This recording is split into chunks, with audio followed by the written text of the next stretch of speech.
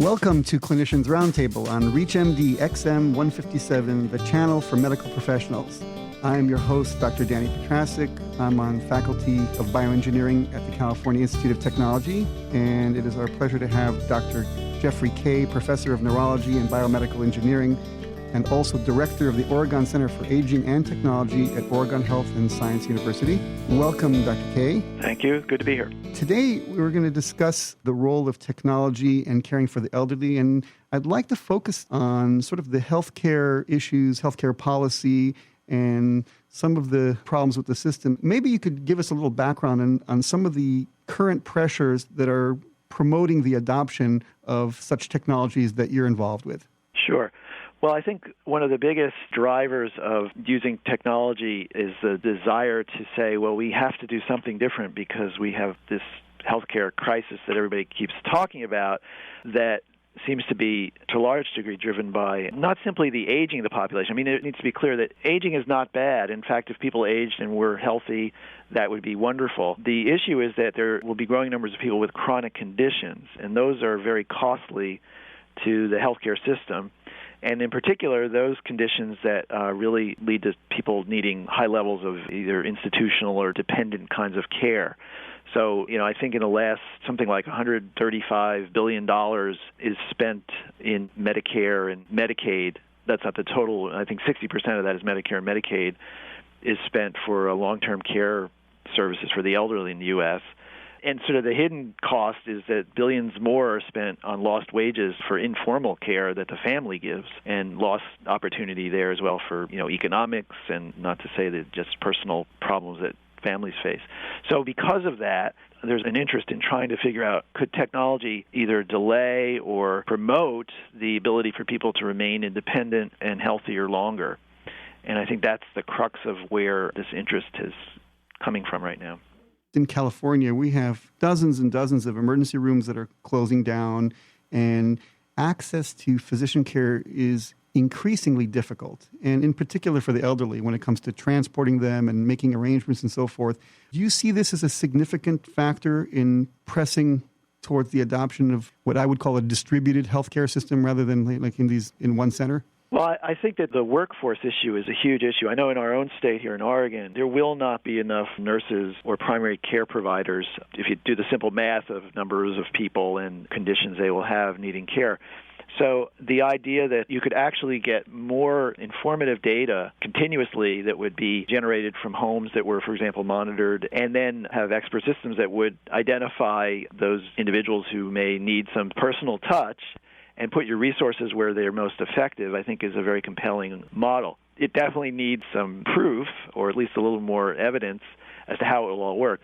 But I think that certainly it's a logical argument that you can see a lot more people, and most importantly, in a more effective way, if you take advantage of the technology. No, that makes complete sense to me. What would you say with respect to the resistance of this kind of activity progressing? Is resistance coming, for example, from reimbursement? And I know you've mentioned this in the past. The patients themselves, I mean, are they reluctant to take on such an idea? Well, we've done a lot of work in that area, surveys and focus groups of different constituencies among the elderly, and they're actually younger groups as well. And what we found is that the trade-off between living independently, empowering people to be healthier, is seen to be a very highly valued concept.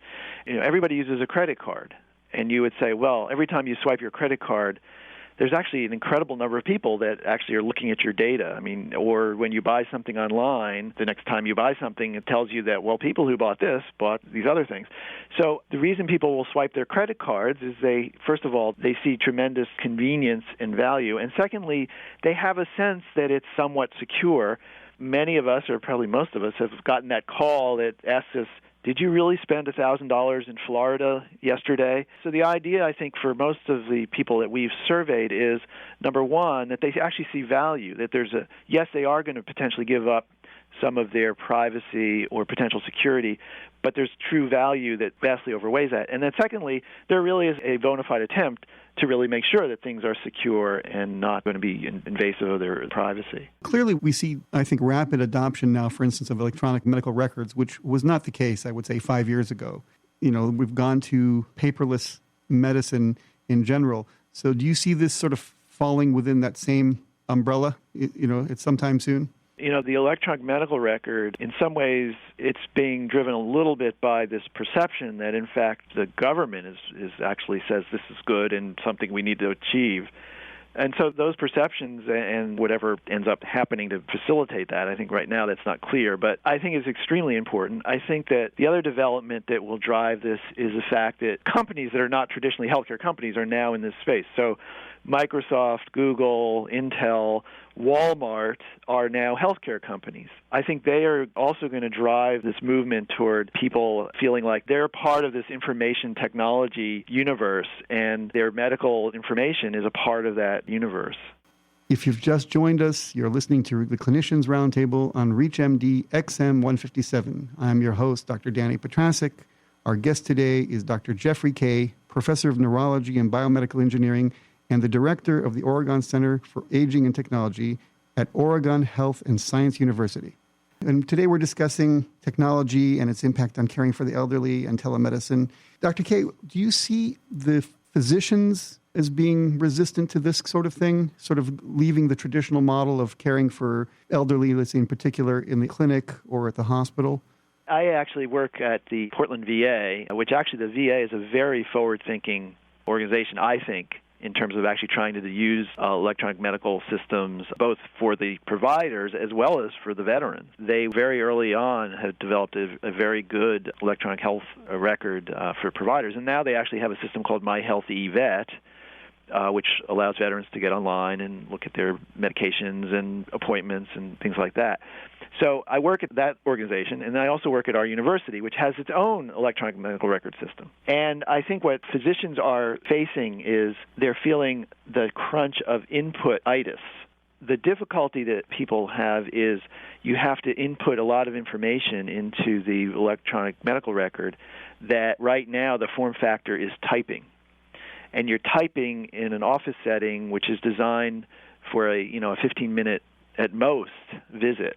I think a lot of physicians feel just at the point of care that this is a new thing that sort of added on to other perceptions of, what I'm being asked to do yet more and more for less and less. And it's a real concern. On the backside, once the information is in, I think a lot of people recognize the benefit of being able to easily pull up information. But at this point, I think there actually are some limitations on this information input side that at least the people who've trained up until now aren't so comfortable with.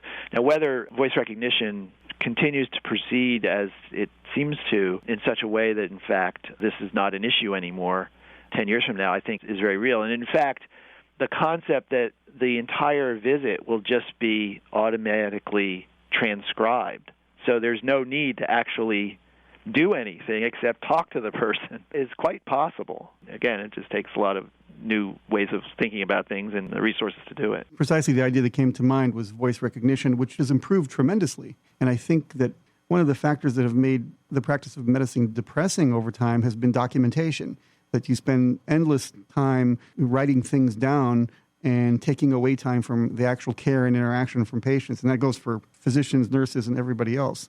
This may be driving a welcome solution. The other side of this is actually internet communications with patients and families. So the barrier there, again, I think a lot of physicians are concerned that will they be drawn into a chat room all day, or is this actually, on the other side, this can be a very efficient way of actually conducting short-term bits of information that they then don't have to spend telephone tag time later in the day dealing with.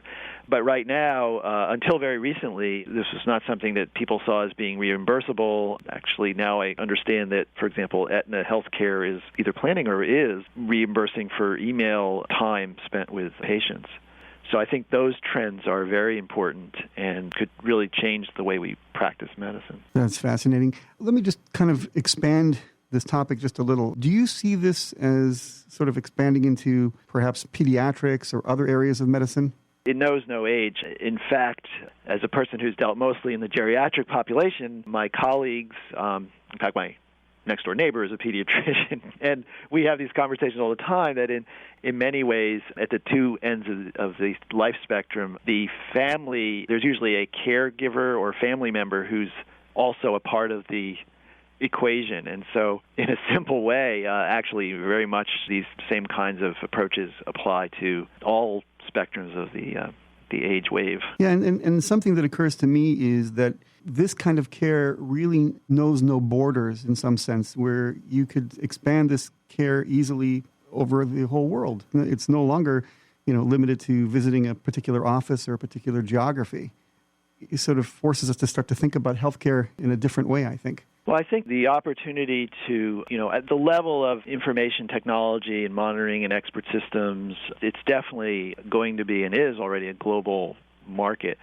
On the other side, I think people do still value very heavily and appropriately personal interactions and high touch, and I think that the real goal should be that these methodologies allow one to actually better use their time for one-to-one personal interaction and actually help provide more personalized care, not less. This topic is so vital. I would love to have the opportunity to invite you back again sometime to sort of follow up and keep track with your excellent work. I'd be thrilled to do it. I want to thank our guest again, Dr. Jeffrey Kaye, who's a professor of neurology and biomedical engineering, and he is the director of the Oregon Center for Aging and Technology at Oregon Health and Science University. I'm Dr. Danny Petrasek, and you've been listening to the Clinicians Roundtable on ReachMD XM 157, the channel for medical professionals. Please be sure to visit our website at www.reachmd.com, which features on-demand podcasts of our entire library. And for comments and questions, please call us toll-free 888-MD-XM-157. And thank you very much for listening. You're listening to ReachMD XM157, the channel for medical professionals. Here is a sample of the great shows airing this week. This is Dr. Jennifer Hsu. This week we'll be speaking with Dr. Harry Kaiserling at Emory University School of Medicine. We'll be talking about the 5-in-1 combination DTaP, IPV, and Hib vaccine. I'm Dr. Gary Cohn. Join me this week, and I'll be talking with Dr. Dan Ariely at Duke University. We'll be talking about predictably irrational, our patients and placebos. And this is Dr. Leslie Lunt. Join me this week on our special segment on children's health, where my guest will be Dr. Beth Mallow. We will be discussing the use of melatonin for insomnia in children with autism spectrum disorders. Thank you for listening to ReachMD XM157, where we change topics every 15 minutes. For our complete weekly guest and program guide, visit us at reachmd.com. This is Dr. James Levinson with Virginia Commonwealth University in Richmond, Virginia, and you are listening to ReachMD XM157, the channel for medical professionals.